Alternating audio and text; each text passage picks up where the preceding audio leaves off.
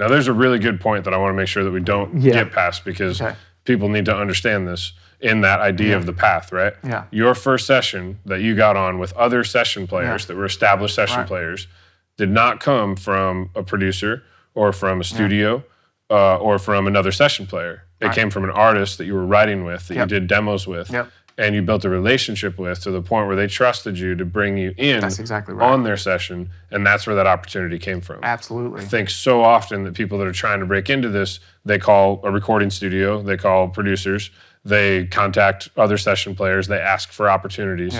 And what a great, incredible example, it's just so powerful, is where your first opportunity came from. Yeah, absolutely. And I mean, I didn't recognize, this is the interesting thing, I didn't recognize that at the time, because I was just focused on other things in my life, but I didn't realize like how important that was.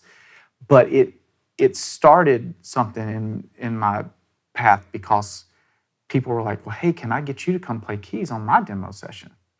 Because they either had liked the things that I played on something that we had written or whatever, and they're like, man, I'd love to have you come. And these were writer friends at this point, And they're like, well, man, I'm doing a session. I remember like one particular instance, one of the bigger sessions that I did first thing was at Sony ATV.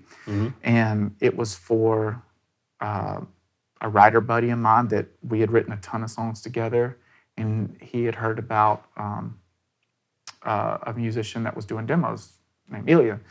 And I had never met any of these guys. I walked in there. I'm sure they were like, oh boy, we got, new guy here, newbie on the session, But the writer requested that I be there to play on it.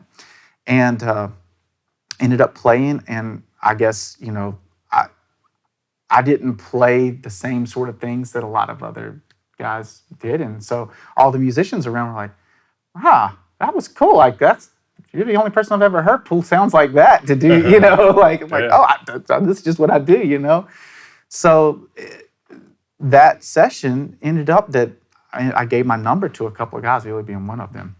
And I had another friend from Belmont that my wife knew, and he had started a studio, and Ilya was doing a lot of his demos there. And he's like, man, you got to get Dorn on some of your sessions, Ilya. Like, he's like, yeah, I worked with him the other day. Like that connection happened.